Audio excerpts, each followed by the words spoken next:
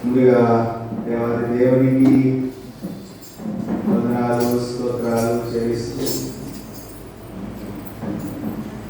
వచ్చిన సంఘటనలందరికీ ఉదయకాల సమయంలో వందనాలు శుభాలు తెలియపరుస్తున్నాను. దేవుని యొక్క మహాకృపలో ఈ వారం అంతా దేవుడుగా నడిపించాడు. ఈ నెలలో కూడా మనల్ని దేవుడు కాచి కాపాడి ఈ జనవరి నెలలో ఆఖరి ఆదివారం బట్టి దేవుని స్తుతిస్తూ ఈ దినము సార్వత్రిక సంఘ ఐక్యత ఆదివారంగా జ్ఞాపకం చేయబడతా ఉంది. ఎక్యూమెనికల్ సండే, సార్వత్రిక సంఘ ఐక్యత ఆదివారం. విశ్వాసము మరియు క్రియల యందు ఐక్యత అనేటటువంటి ధ్యానాంశమును మనకు జ్ఞాపకం చేయబడతా ఉంది. యెహోషువ గ్రంథం 4వ అధ్యాయం 1 నుంచి 11 వచనాలు మొదటి పాఠముగా, అపోస్తలుల కార్యముల గ్రంథం 4వ అధ్యాయం 32 నుంచి 37 వరకు రెండవ పాఠముగా, సువార్త పాఠముగా మార్కు సువార్త 6వ అధ్యాయం 32 నుంచి 44 వరకు మూడవ పాఠముగా, 67వ కీర్తన ఉత్తర ప్రచిత్రంగా మనము చదువుకున్నాం. ఈ 4 పాఠ్య భాగాల గుండా ఏదైనా ధ్యాన వాక్యమును మనము అధ్యయనము చేయలేన్నాం. ప్రపంచవ్యాప్తంగా ఉన్నటువంటి క్రైస్తవ సంఘాలన్నింటినీ ఐక్యపరచడానికి, ఒక సాక్ష్యంతో కూడినటువంటి దేవుని యొక్క పనిని జరిగించడానికి ఎక్యూమెనిజంగా పిలిచేటటువంటి విధానం మనకు కనిపిస్తుంది. National Christian council of India వారు భారత క్రైస్తవ సంఘ ఐక్యతను గురించి తెలియపరుస్తున్నారు. NCCI అనేటటువంటి ఒక ఆర్గనైజేషన్ ద్వారా ఈ ఐక్యత విధానంలో అన్ని సంఘాలు కలిసి ఒక గొడుగు కిందకి వచ్చి నడిపించబడాలనేటటువంటి ఒక ప్రణాళికను కలిగి ఉన్నారు. దేవుని ప్రజలైనటువంటి మనమందరము ఈ భౌతిక సంబంధమైన విషయాల్లో, ఆర్థిక సంబంధమైన విషయాల్లో, ఆధ్యాత్మికమైన సంబంధమైన విషయాల్లో మనం ఒక కార్యాచరణ విషయంలో అందరము ఐక్యత ద్వారా దేవుని యొక్క శక్తిని బయలుపరచబడాలనేటటువంటి ఒక దృఢ సంకల్పాన్ని కలిగి ఉండటం అనేది గమనార్హం. దేవుని ప్రజలైనటువంటి వారు ఐక్యత కలిగి ఉన్నారు. విభేదాలు, కక్షలు, కార్పణ్యాలతో కాకుండా ఒక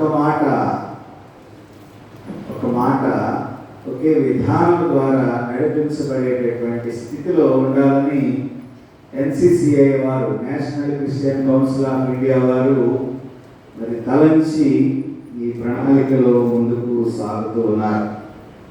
యెహోషువ గ్రంథంలో 4వ అధ్యాయంలో మనం చూస్తున్నప్పుడు మరి ఇశ్రాయేలీయులు యోర్దాను దాటేటటువంటి విషయంలో విశ్వాసంతో కూడినటువంటి ఒక గొప్ప ప్రక్రియను మనం ఇక్కడ మరి చూడగలుగుతూ ఉన్నాం. ఈ ప్రక్రియలో ప్రాముఖ్యమైనటువంటి విషయం ఏమిటంటే, యోర్దాను దాటేటటువంటి విషయంలో యెహోషువ సొంత ప్రయత్నాలు చేయలేదు, కానీ విశ్వాసంతో దేవుని మీద ఆధారపడినటువంటి స్థితిని మనము యెహోషువ గ్రంథంలో 4వ అధ్యాయంలో చూస్తా ఉన్నాం. అంటే ఇశ్రాయేలీయులు యోర్దాను దాటేటటువంటి స్థితిలో ఒక ప్రత్యేకమైనటువంటి విధానాన్ని ఈ భాగంలో మనము చూడగలుగుతూ ఉన్నాం. కారణం ఏమేమిటంటే, ఇశ్రాయేలీయులు దేవుడి మీద ఆధారపడేటటువంటి విధానాన్ని యెహోషువ ఇక్కడ నడిపిస్తూ ఉన్నటువంటి విధానాన్ని మనం చూస్తా ఉన్నాం. యాజకులు మందసాన్ని మోస్తూ ఉన్నారు. మరి మోయించు వాళ్ళు విశ్వాసంతో యోర్దానులో అడుగుపెట్టినప్పుడు నీరు ఏకరాశిగా నిలిచి ఆరిన నేల ఏర్పడినట్లుగా మనం చూస్తా ఉన్నాం. గుర్తుంచుకోవాలి, యాజకులు మందసంతో నడుస్తూ ఉన్నప్పుడు అక్కడ ఏం జరిగిందండి? నీళ్లు ఏకరాశిగా నిలువబెట్టేటటువంటి యాజకులు బయటికి వచ్చిన వెంటనే మళ్ళా యోర్దాను ఏమైపోయిందండి, యథావిధిగా నడిపించబడి 18వ వచనంలో మనం చూస్తా ఉన్నాం. ఇది మరి కానానీయులకి ఇది అద్భుతంగా వారు గుర్తించగలిగారు. వీరు నడుస్తూ ఉన్నప్పుడు కానాను వారు చూస్తూ ఉన్నప్పుడు అక్కడ జరిగినటువంటి ఒక పరిణామం ద్వారా ఒక ప్రత్యేకమైన పరిస్థితిని మనం ఇక్కడ గమనించాలి. అంటే ఇక్కడ యాజకులు మందసం మోస్తున్నారనంటే దాని అర్థం ఏంటి? దేవుని యొక్క వాక్యాన్ని వారు మోస్తూ ఉన్నారు. దేవుని యొక్క వాక్యము వారు మోస్తూ ఉన్నప్పుడు దేవుని వాక్యం ద్వారా అక్కడ ఒక క్రియ జరిగింది. ఆ క్రియ ఏమిటంటే యోర్దాను ఆయిల్గా చేయబడి ఆరిన నేల వారు నడిపించబడేటటువంటి ఒక ప్రత్యేకమైన పరిస్థితిని, అంటే విశ్వాసం ద్వారా వారు పొర్లి పార్చున్నటువంటి యోర్దాను నదిలో వారు పాలిడగానే యాజకులు అక్కడ దేవుని యొక్క వాక్యము, మందసం అనేటటువంటి వాక్యము అక్కడ ఒక క్రియను జరిగించినట్లుగా మనం చూస్తాం. మన జీవితంలో కూడా దేవుని యొక్క వాక్యాన్ని మన హృదయంలో భద్రపరుచుకొని మన జీవితంలో కార్యాల వరకు దేవుని వైపు చూసినప్పుడు దేవుడు కూడా మన జీవితంలో కార్యాలు జరిగిస్తాడు అనేటటువంటి యొక్క విశ్వాసాన్ని ఇక్కడ మనం కనపరుచుకోవాలి అనేటటువంటి విషయాన్ని ఈ వాక్యం ద్వారా మనము అన్వయించుకోవాల్సినటువంటి బాధ్యత మన జీవితాల్లో ఉన్నట్లుగా మనము గమనించాలి. దేవుని వాక్యం మనం చేతపట్టుకొని మనలో విశ్వాసం ద్వారా వాక్యాన్ని మనలో ధ్యానిస్తూ ఉన్నప్పుడు మరి యెహోషువ అక్కడ చేసినటువంటి పనిని మన జీవితంలో కూడా దేవుడు జరిగిస్తాడు అనేటటువంటి విషయాన్ని ఇక్కడ మనం గుర్తుంచుకోవాలి. చూడండి, 3వ అధ్యాయము 11 నుంచి కొన్ని వచనాలు చూద్దాం. యెహోషువ గ్రంథంలో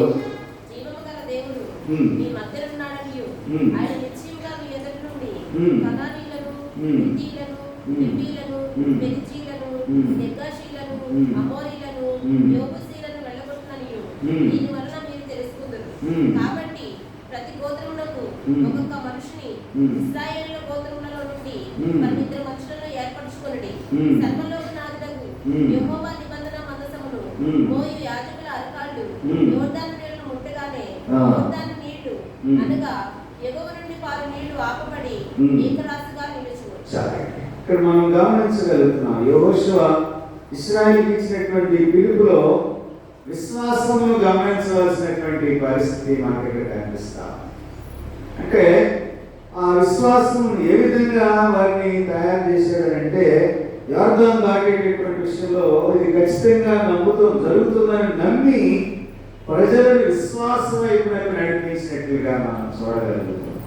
అంటే మన హృదయంలో నమ్మిక, విశ్వాసం అనేది ఏ విధంగా ఉండాలో మనం ఇక్కడ గుర్తుంచుకోవలసినటువంటి వారమై ఉన్నాం. అంటే ఈ 4వ అధ్యాయంలోకి వస్తే మళ్ళీ 2వ వచనంలో మనం చూస్తే అక్కడ ప్రతి గోత్రమునకు ఒక్కొక్క మనిషిని చొప్పున 12 మనుషులను ఏర్పరిచి యాజకుల పాలు నిలిచిన స్థలమున యోర్దాను నడుమ నుండి 12 రాళ్లను తీసి చాలండి. దేవుడి కార్యంలో అందరికీ స్థానాన్ని కల్పించారు. 12 గోత్రాల వారికి స్థానం కల్పించారు. అంటే ఇక్కడ ఐక్యత కనిపిస్తా ఉంది.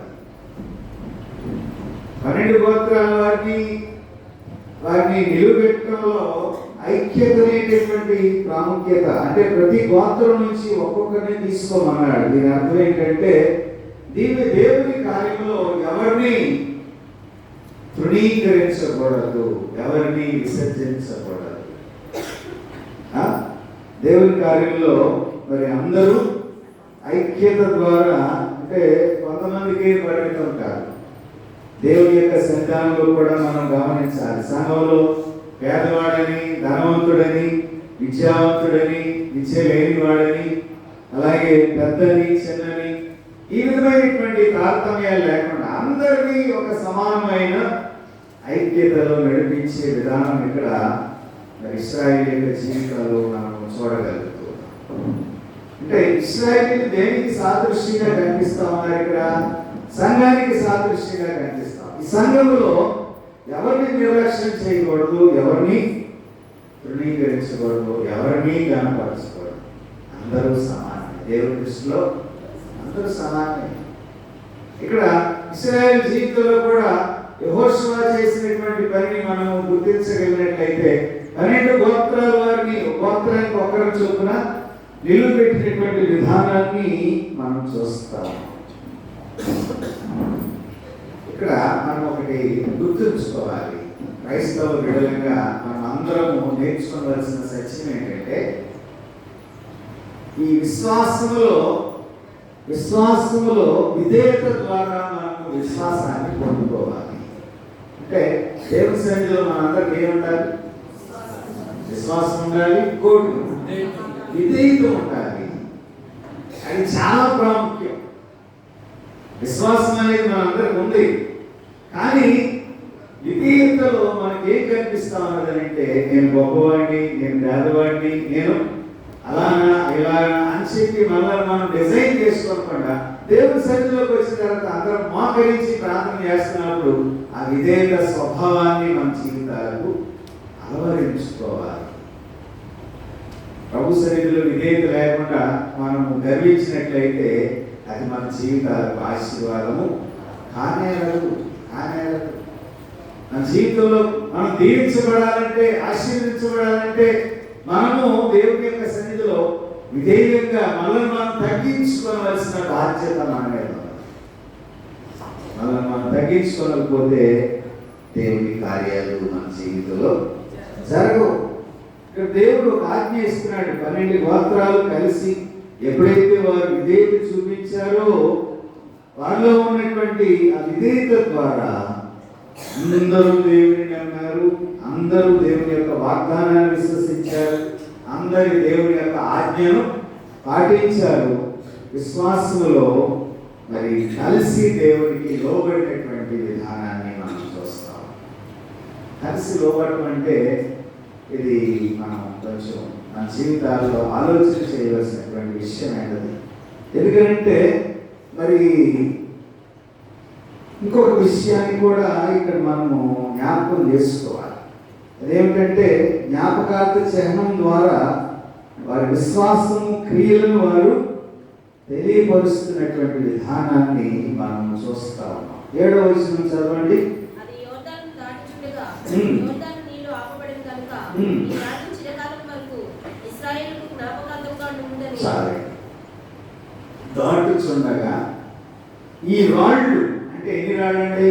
12 రాళ్ళు ఇశ్రాయేలుకు జ్ఞాపకార్థ సూచనగా నిలువబెట్టి, అంటే అది ఒక ఫౌండేషన్ స్టోన్ లాంటిది అన్నమాట. ఫౌండేషన్ స్టోన్ ఏం చేస్తాం మనం? దాన్ని ముందు పెట్టుకుని నడుస్తాం. అంటే పలానా దినాన్ని దీన్ని ప్రారంభించాం, పలానా దినాన్ని దీన్ని కట్టడానికి కూరుకున్నాం. ప్రతిదానికి ఉంటుంది ప్రారంభ దినం. మనం ప్రారంభించినప్పుడు మరి చాలా అట్టహాసంగా ప్రారంభిస్తాం. ఏ పనైనా చాలా అట్టహాసంగా ప్రారంభిస్తాం, కానీ దాని ముగింపు, దాని ప్రారంభ వెలుగుని తెలియజేస్తాం. ఎప్పుడైతే మనం ఆ కార్యాన్ని ఘనంగా ముగిస్తామో అప్పుడు ప్రారంభించినటువంటి దాని యొక్క గొప్పతనం కనిపించగలుగుతాం. అంటే మనం అట్టహాసంగా ప్రారంభించడం గొప్పతనం కాదు, కానీ ప్రారంభించినటువంటి పనిని విజయవంతంగా ముగించాలి. అప్పుడు ఆ ప్రారంభించినటువంటి ఆ పనిలో ఉన్నటువంటి గొప్పతనం మనం కనిపిస్తాం. కాబట్టి ఇక్కడ జ్ఞాపకార్థ చిహ్నాన్ని ఏర్పాటు చేస్తా ఉన్నాడు. అంటే దేవుని యొక్క గొప్ప అద్భుతమైన శక్తిని ఒకసారి మనం గుర్తు చేసుకుంటాం. ఎందుకంటే మందసము యాజకుల ద్వారా యార్దానులో దిగగానే దేవుని యొక్క కార్యం అక్కడ జరిగించబడతా ఉన్నది. వాక్యమైనటువంటి దేవుడు మనలో పనిచేస్తాడు. మనం చక్కని పాట పాడతాం కదా, వాక్యమును యాకోబుకు తెలియచేసిన వాడని, వాక్యమును యాకోబుకు తెలియచేసిన వాడని, వేదనముకి నాకునా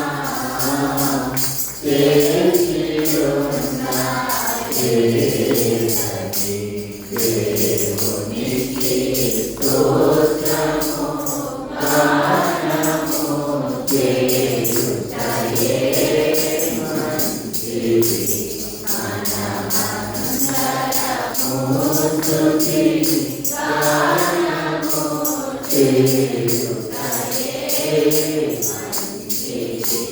దేవుని స్తోత్రం. హల్లెలూయా. 6వ వచనం చదవండి. ఇక మీదట మీ కుమారులు ఈ రాళ్ళెందుకని అడిగినప్పుడు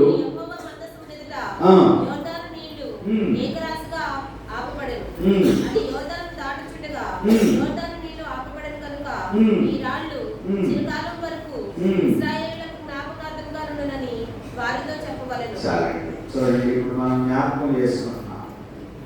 ఈ రాళ్ళు ఎందుకని ఈ కుమారుడు అడిగినప్పుడు ఏం చెప్పాలి? ఇశ్రాయేలులకు జ్ఞాపకార్థంగా జ్ఞాపకం చేయబడతారు. దేవుని యొక్క కార్యాలని గుర్తించగలిగేటటువంటి స్థితి. అందుకనే 12 రాళ్ళను పెట్టి అక్కడ ఒక జ్ఞాపకార్థమైనటువంటి విషయాన్ని మరి ఇక్కడ ఇశ్రాయేలులకు తెలియపరిచేటటువంటి విధానాన్ని ఇక్కడ మనము స్పష్టంగా చూడగలుగుతున్నాం. కాబట్టి దేవుడు ఇశ్రాయేలుతో మరి యెహోషువను గొప్ప చేసినట్లుగా మనం ఇక్కడ జ్ఞాపకం చేసుకుంటూ ఉన్నాం. కాబట్టి మరి ఇక్కడ అప్పటి నుంచి ఇక ఇశ్రాయేలీయులు యెహోషువను గౌరవిస్తూ మొదలుపెట్టారు. ఎందుకంటే దేవుని యొక్క శక్తి మీద ఆధారపడి దేవుని యొక్క పని చేసేటటువంటి సేవకులందరూ ఎవరైనప్పటికీ సంఘం గౌరవిస్తుంది, సంఘం ప్రశంసిస్తుంది. ఎందుకంటే మరి వారి పాదాలు ఎంతో సుందరమైనవి అనేటటువంటి పాటలో మనం పాడతాం. సంవత్సరానికి ఒకసారి సేవకుల గురించి పాడతాం. సేవకులు ఎందుకు గౌరవిస్తారనంటే దేవుని యొక్క శక్తి వారితో ఉంటుంది. కాబట్టి మరి కొన్నిసార్లు చిన్న చిన్న విభేదాలు పొరపచ్చులు కలుగుతాయి. కానీ దాన్ని పరిష్కరించుకోవాలి, కానీ దాన్ని తెచ్చుకొని మరి భాస్కర్ మీద నెపాలు వేసేటటువంటి విధానం కూడా మనం తీసివేసుకోవాలి. ఎందుకంటే భాస్కర్ గారు ఏదైనా చేస్తే ఎవరికప్పు చెప్పాలి? దేవునికి ప్రతినిధిగా ఉన్నాడు కాబట్టి ఆయన తప్పు చేయకూడదు, సంఘాన్ని మిస్గైడ్ చేయకూడదు, సంఘాన్ని వేరే మార్గంలో నడిపించకూడదు. అది భాస్కర్ గారు గుర్తెరగాలి. దేవుని యొక్క సేవకుడిగా సంఘం యొక్క ఆలోచన విధానంలో సమన్వయకర్తగా భాస్కర్ గారి పాత్ర ఇక్కడ కనిపిస్తాం. ఇక్కడ యెహోషువ పాత్ర కూడా అలాగే మనకు కనిపిస్తాం. ఎవరికి? దేవునికి ఇశ్రాయేలులకు మధ్యగా యెహోషువ కనిపిస్తాం. ప్రియమైన దేవుని బిడ్డలారా, ఈ ఉదయకాల సమయంలో మరి దేవుని చేసినటువంటి కార్యాలను, అద్భుతాలను జ్ఞాపకం చేసుకుంటూ దేవుడు మన జీవితంలో చేసినటువంటి కార్యాల నిమిత్తమై మనం కూడా, మన పిల్లలు మనం కూడా దేవుని కనపరిచేటటువంటి విధంగా ఉన్నామా అనేటటువంటి విషయాన్ని యెహోషువ గ్రంథం ద్వారా ఈ ఉదయకాల సమయంలో మనం జ్ఞాపకం చేసుకోవాలి. మన కుటుంబాలు ఐక్యతగా ఉన్నప్పుడు సంఘం కూడా ఐక్యతగానే, మన కుటుంబాల్లో విభేదాలు కలిగినప్పుడు సంఘంలో కూడా విభేదాలు వచ్చే ప్రమాదం లేకపోవాలి.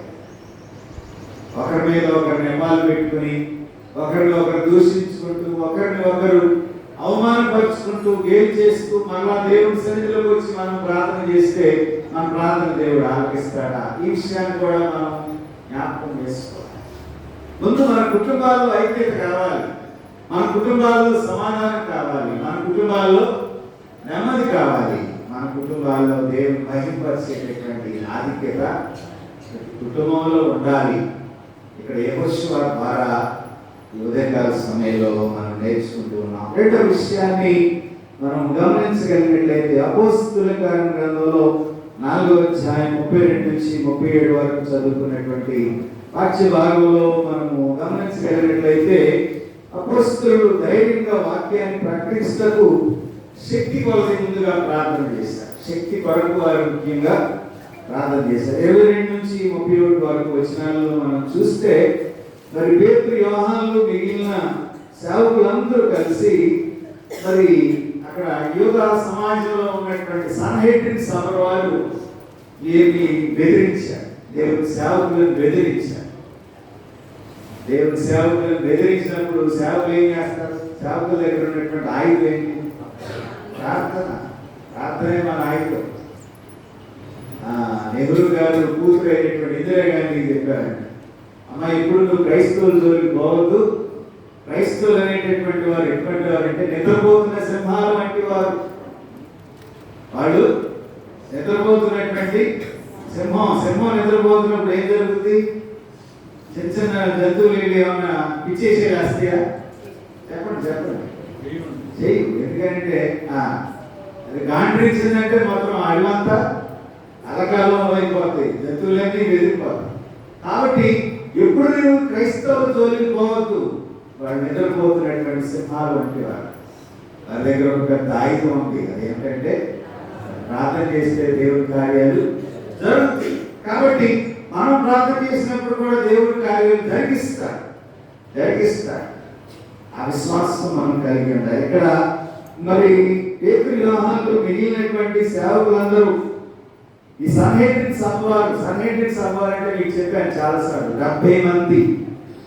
ఇది ఒక క్యాబినెట్ హోదా కలిగినటువంటి మినిస్టర్స్ లాంటి వారు. వీరు రోమా ప్రభుత్వంలో ముఖ్యమైనటువంటి వారు సన్హెడ్రిన్ సభ వారు.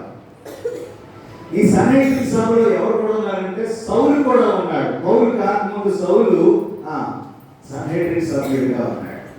ఆ అర్హతతోటే స్టెఫను చంపించాడు. మీకు గుర్తుండాలి, మీరు అన్వయించుకోవాలి. స్టెఫను చంపించడానికి అక్కడ సాక్షులను పెట్టి వస్త్రాలు తీసి రాళ్ళతో కొట్టి చంపించినటువంటి ముఖ్యమైనటువంటి వ్యక్తి ఎవరంటే సౌలు. పౌలు కాకముందు సౌలు. ఇతను కూడా సన్హెడ్రిన్ సభ్యుడు. ఈ సన్హెడ్రిన్ సభ్యులు ఏం చేశారు? ఇప్పుడు దేవుని యొక్క శిష్యులైనటువంటి వారికి అపోస్తలులను బెదిరించారు.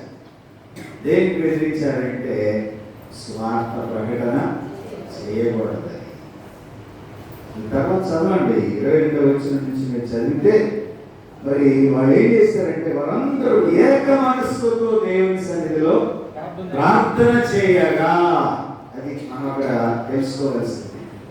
ఏక మనస్సు కలిగి వారందరూ ఐక్యతతో ప్రార్థన చేయగా అక్కడ ఏం జరిగిందంటే, ఒకటి సర్వశక్తుడైనటువంటి దేవుని యందు విశ్వాసం ఉంచారు. ఆకాశములకు భూమికి సృష్టికర్తగా ఉన్నటువంటి మరి మనల్ని నడిపించేటటువంటి సర్వశక్తిమంతుని ప్రార్థన చేశారు.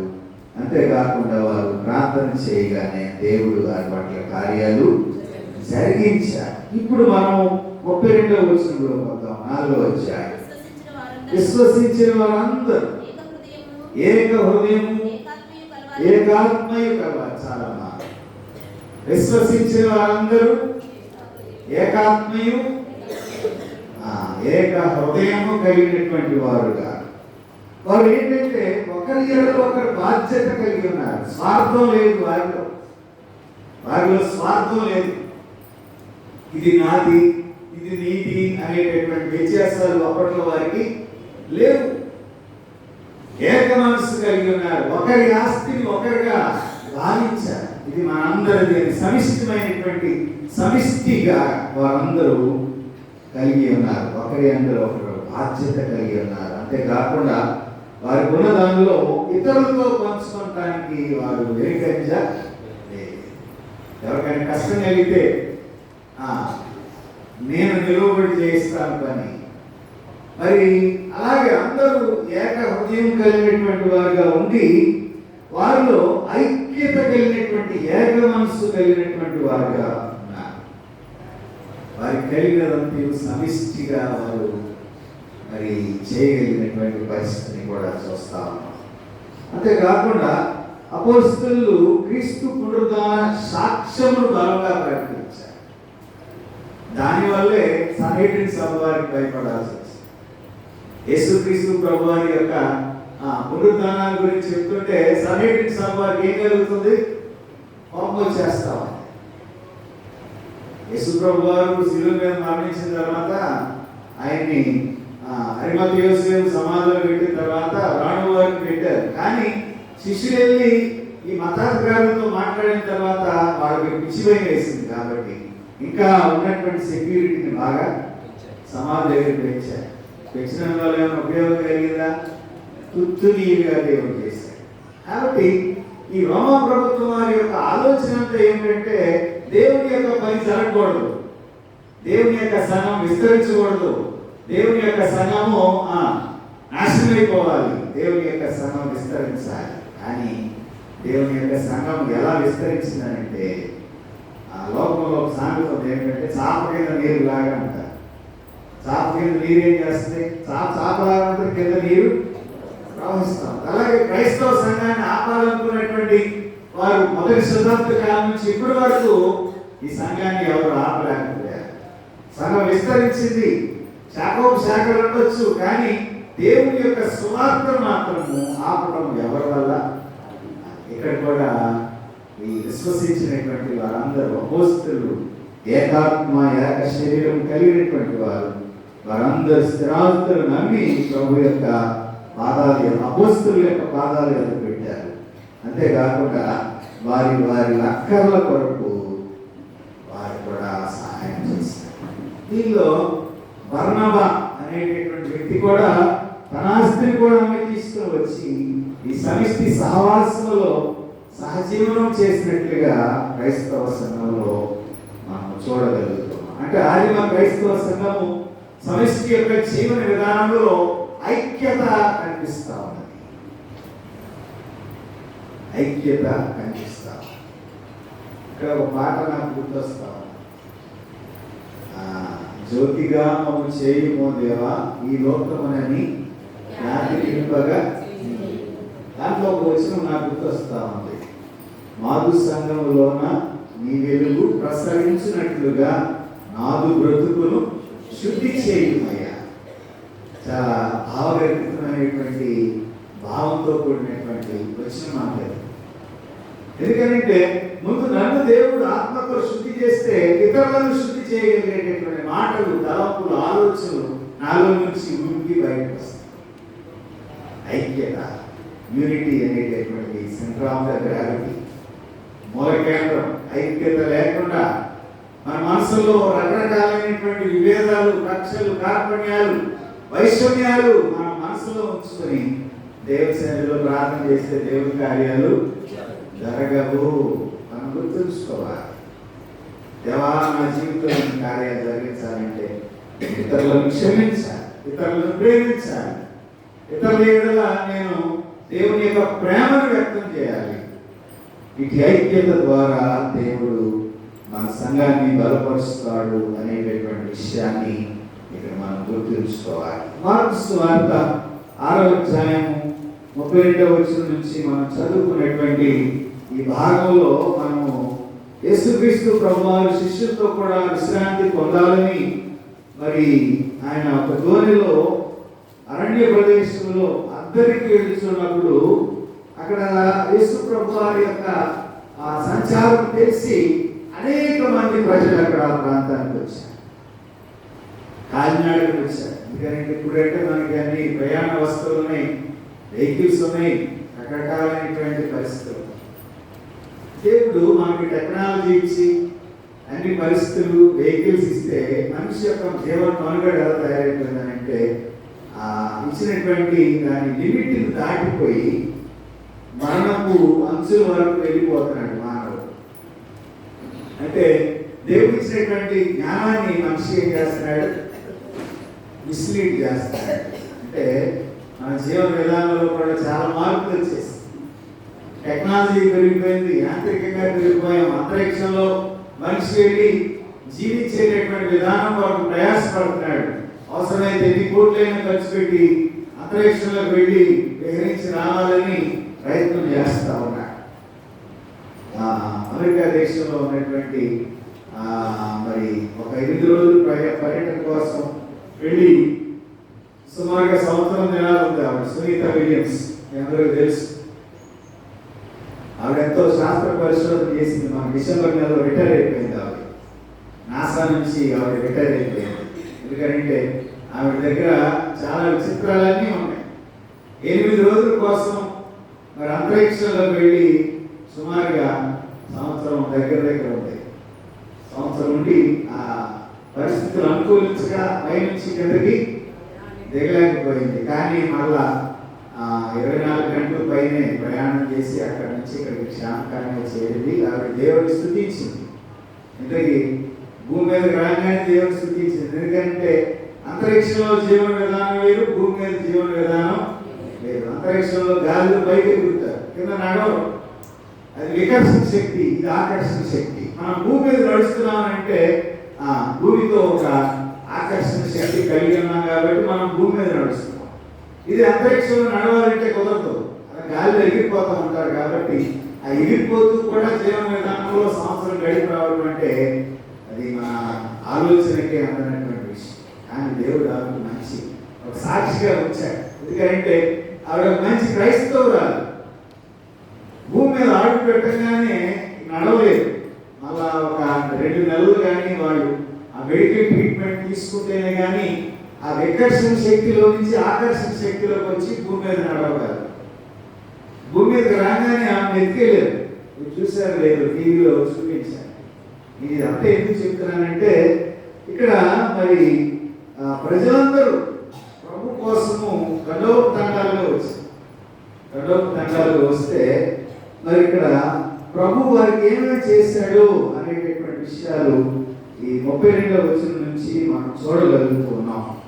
అయితే ఇక్కడ ముందుగా 3 దినాలు వారికి స్వార్థం ప్రకటించారు. యేసు ప్రభు వారు వాక్యం చెప్తుంటే వారు భయమరిచిపోయి సమయాన్ని గుర్తించలేనటువంటి స్థితిలో ఆకలి తప్పులు లేకుండా వారు 3 దినాలు దేవుని యొక్క మాటలు వింటూనే. అయితే వారు వింటూ ఉండగా ఏం జరిగిందనంటే వారిని చూచి జాలి పడ్డాడు. చదవండి 32 నుంచి. వారు దోణికి అరణ్య ప్రదేశములకు ఏకాంతంగా వెళ్ళింది. వారు వెళ్ళుచుండగా జనులు చూచి అనేకులు ఆయనను గుర్తెరిగి సకల పట్టణముల నుండి అక్కడికి కాలినడకను పరిగెత్తి వారి కంటే ముందుగా వచ్చింది. కనుక యేసు వచ్చి ఆ గొప్ప జన సమూహమును చూచి వారు కాపరి లేని గొర్రెల వలె ఉన్నందున వారి మీద కనికరపడి వారికి అనేక సంగతులను బోధింపసాగారు. చాలా ప్రతిపోయిన తర్వాత ఆయన శిష్యులు ఆయన ఎత్తుకు వచ్చి ఇది అరణ్య ప్రదేశము, ఇప్పుడు చాలా ప్రతిపోయినది. చుట్టుపట్ల ప్రదేశములకు గ్రామములకు వారు వెళ్లి భోజనము ఏమైనా కొనుక్కొనుటకు వారిని పంపివేయమని చెప్పిరి. ఇక్కడ మనం గమనిస్తే కాపరి లేని గొర్రెలుగా ఇక్కడ ఆ జనులను పోల్చారు.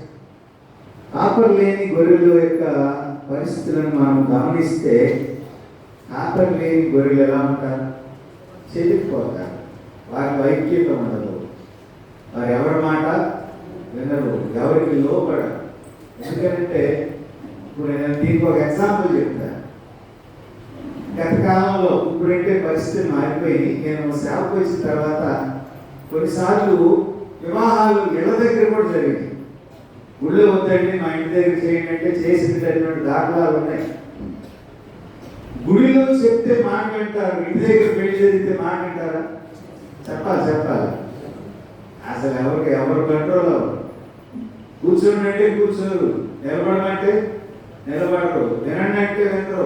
ఎవరి దారుల్లో వారు ఉంటారు.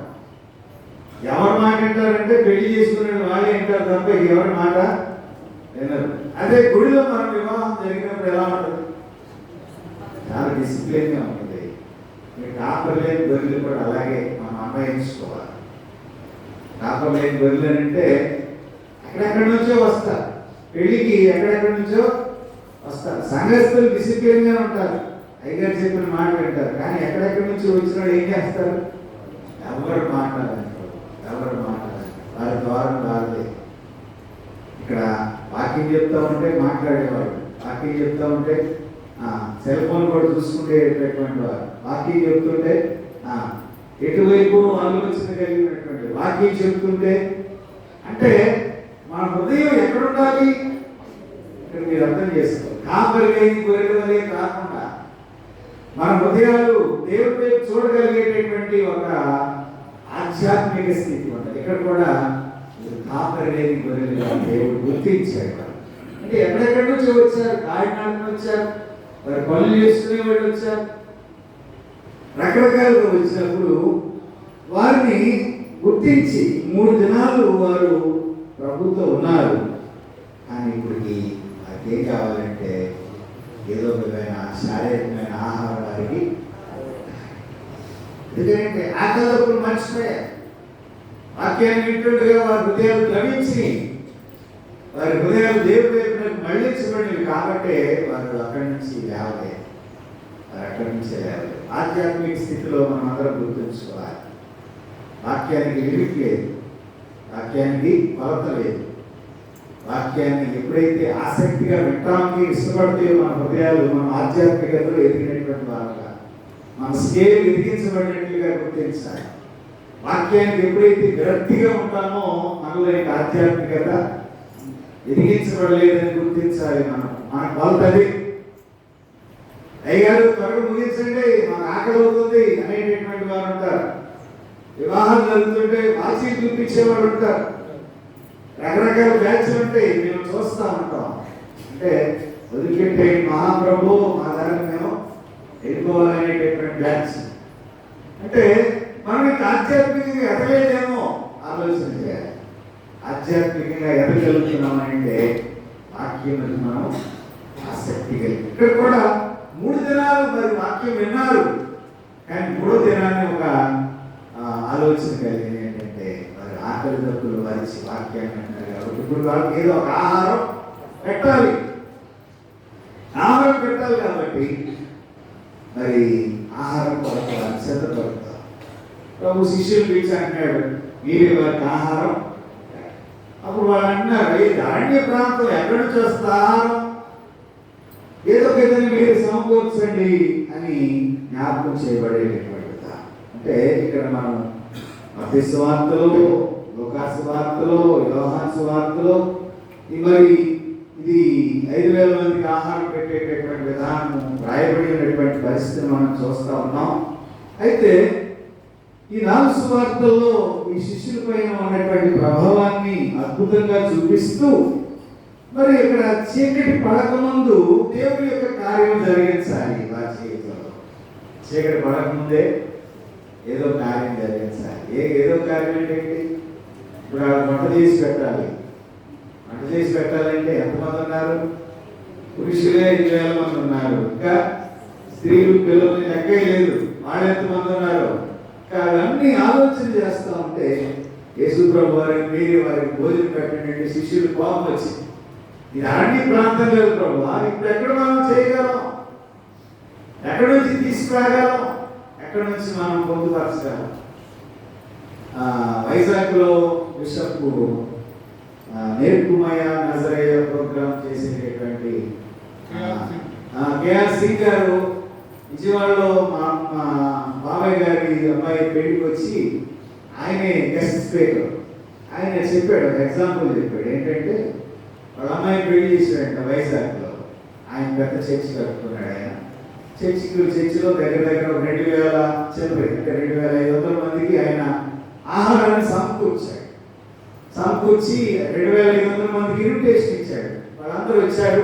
గుడంతా నిండిపోయింది. గుడంతా నిండిపోయేసరికి ఆరాధన జరుగుతుంది, పెళ్లి జరుగుతూ ఉంది. ఇంకా బయట 2,500 మంది జనం ఉన్నారు.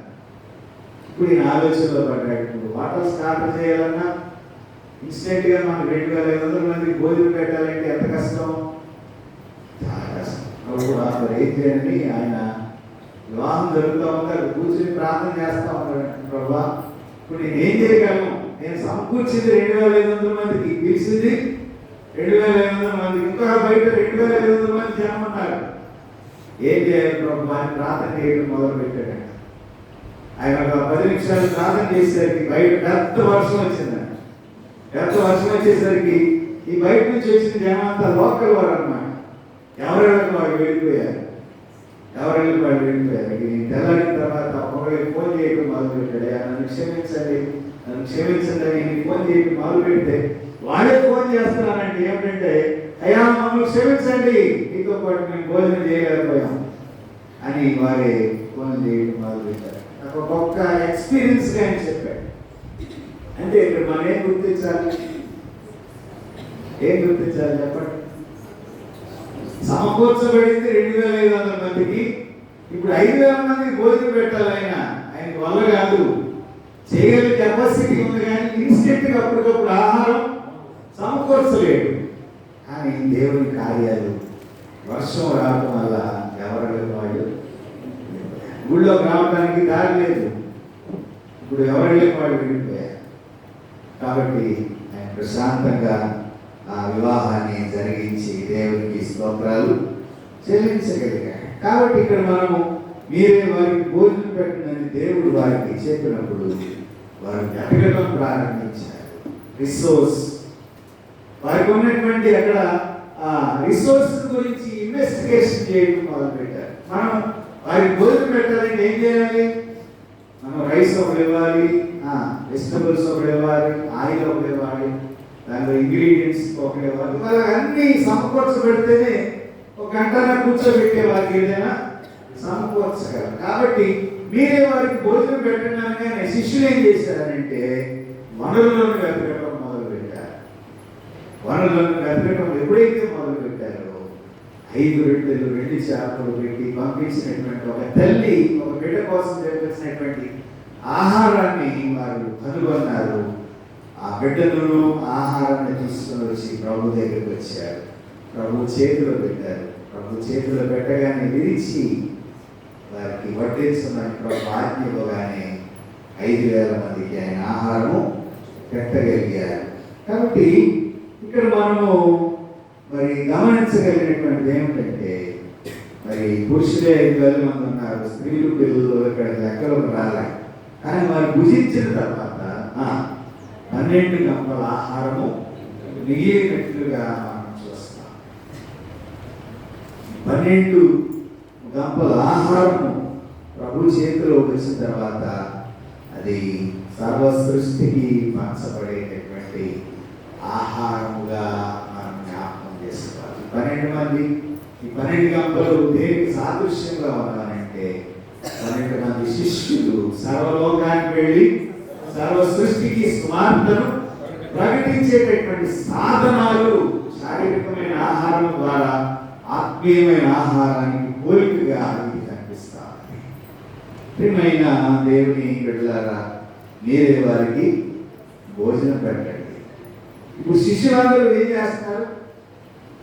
సర్వలోకానికి భోజనం పెట్టారు. ఏ భోజనము? స్వార్థ అనేటటువంటి భోజనాన్ని పెట్టారు. తోమా గారు మన భారతదేశానికి వచ్చాడు. తోమా గారి ద్వారా మన భారతదేశం ఏమైంది? స్వార్థతో నింపబడింది.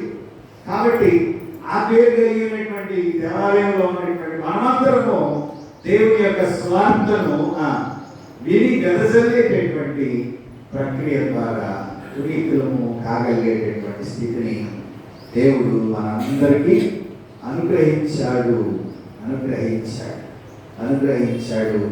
అని మనం ఇక్కడ జ్ఞాపకము చేసుకోవాలి. చివరిగా 67వ దావీదు కీర్తనలో పెడదాం.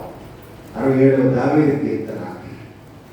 ఇది దావీదు రాసినటువంటి కీర్తన కాదు, కానీ ఈ కీర్తన ఎవరు రాశారో మనకి తెలియపరచబడటం లేదు. కానీ దేవుని ప్రేమ సార్వత్రికమైనది అనేటటువంటి విషయాన్ని ఇక్కడ మనము ఐడెంటిఫై చేయాలి. ఆయన కృపా ప్రేమలు మానవులందరినీ నడిపిస్తే ప్రజలందరూ ఆయన స్థుతిస్తారు. ఇక్కడ జాతి మత కుల వివక్షత లేకుండా సకల మానవులు దేవుని యొక్క పరిపాలన కిందకి రావాలని, దేవుని యొక్క దీవెనలు అందరికీ అందుబాటులోకి రావాలని దేవుని యొక్క ప్రణాళిక అయినట్లుగా మనము గుర్తించవలసినటువంటి వారమై ఉన్నాం. ఈ గుర్తించవలసినటువంటి బాధ్యతలో దీవెనకు ఆధారమైనటువంటి విషయాలు ఒకసారి మనం 1వ వచనము, 6వ వచనము, 7వ వచనము చూద్దాం. భూమి మీద నీ మార్గం తెలియబడినట్లు అన్యజనులందరిలో నీ రక్షణ తెలియబడినట్లు దేవుడు మమ్మల్ని కరుణించి మమ్మల్ని ఆశీర్వదించును గాక. ఆయన తన ముఖం 6వ వచనం 7వ వచనం అప్పుడు భూమి దాని ఫలములు ఇచ్చును. దేవుడు మా దేవుడు మమ్మల్ని ఆశీర్వదించును. దేవుడు మమ్మల్ని దీవించును. భూదిగంత నివాసులందరూ ఆయన యందు భయభక్తులు నిలుపుదురు. భూమి మీద నీ మార్గము తెలియబడినట్లును అన్ని జనులందరూ నీ రక్షణ తెలియబడినట్టు. అంటే భూమి మీద ఉన్నటువంటి ప్రజలందరికీ తెలియపరిచేటటువంటి విధానం.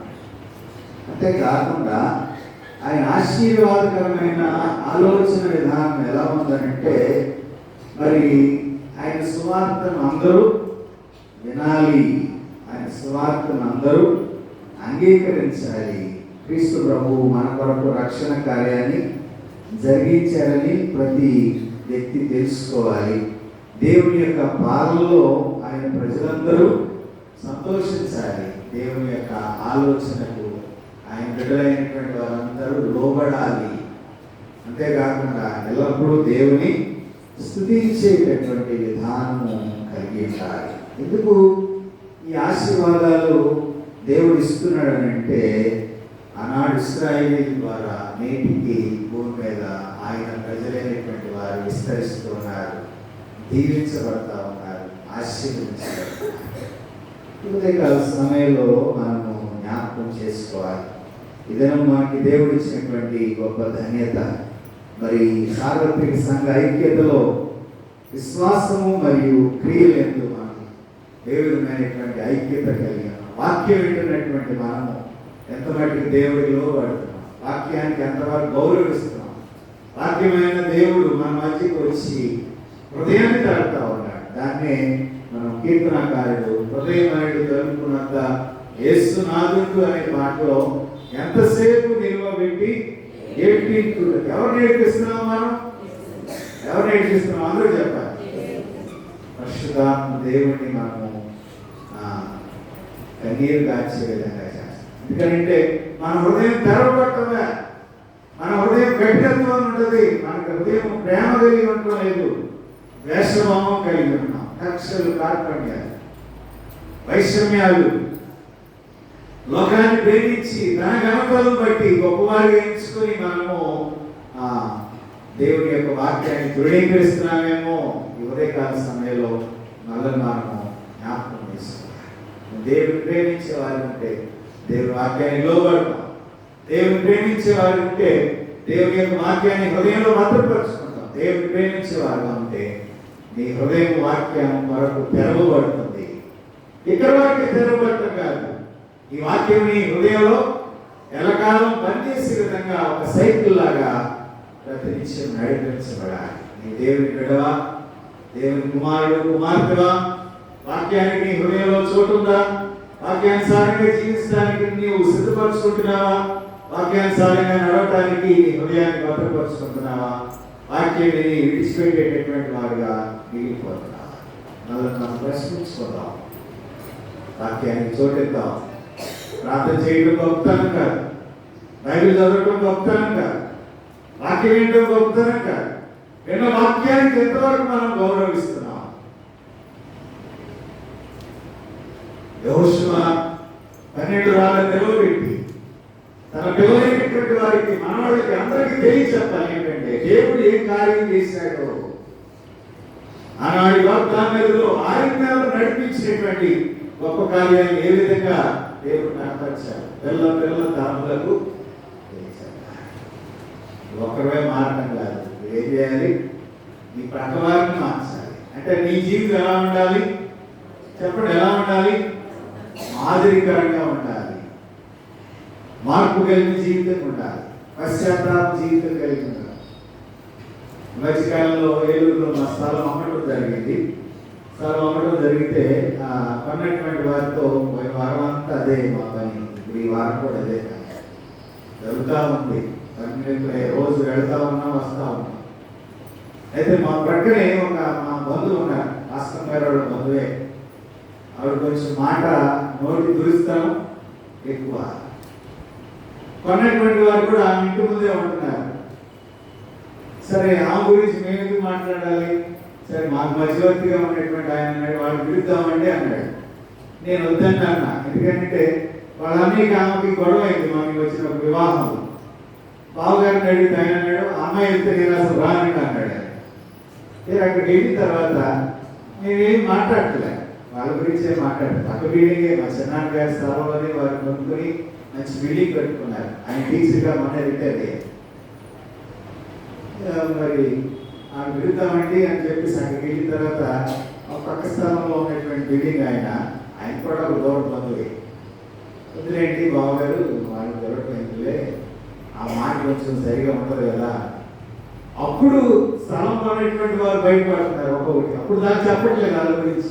మేము ఎప్పుడైతే బయట పెట్టామో ఆవిడ గురించి అన్ని విన్న తర్వాత స్థలం కొనుక్కున్న హోమియో డాక్టర్ గారు, ఆయన చెన్నైలో రిటైర్ అయితే, ఆయన అన్నాడు, మాట దురుస్తామే కానీ మంచితనం ఉందండి ఆవిడ దగ్గర, ఇతరులకు సహాయం చేస్తుంది కానీ ఊరికి ఒక మాట మాట్లాడేస్తాం. కొంతమంది ఇలా ఉంటారు, సహాయం చేస్తారు కానీ టక్కని మాట్లాడేస్తాం. మీరు అందరూ రకరకాలుగా మాట్లాడుతున్నారు కానీ నేనైతే గమనించింది ఏంటంటే, ఆయన రిటైర్ అయినప్పుడు ఆయన పోగలేదండి, ఆమె పోగొడుతున్నారని అని చెప్తాడు ఆయన. భర్త రిటైర్ అయితే భార్యని పోగొడుతున్నారని, ఎందుకంటే సహాయం చేసే గుణం ఆవిడకి. ప్రియమైన దేవుని బిడ్డలారా, ఉదయకాల సమయంలో మనము మన యొక్క విశ్వాసముతో మనలో ఉన్నటువంటి ఒక నిరీక్షణ ద్వారా వాక్యానుసారమైనటువంటి జీవితాన్ని మన జీవితంలో అలవర్చుకొని ప్రభువునందు ఇష్టమైనటువంటి బిడ్డలంగా జీవించగలిగేటటువంటి ధన్యత, కృప మనకి పరిశుద్ధాత్మ దేవుడు అనుగ్రహిస్తూ ఈ వాక్యం ద్వారా మనకు దేవుడు అనుగ్రహించేటటువంటి ఆశీర్వాదాలు పొందుకునేటటువంటి ధన్యకరమైన స్థితి ప్రభు మనందరికీ అనుగ్రహించి నడిపించి కాచి కాపాడుగా ప్రార్థన చేసుకుందాం.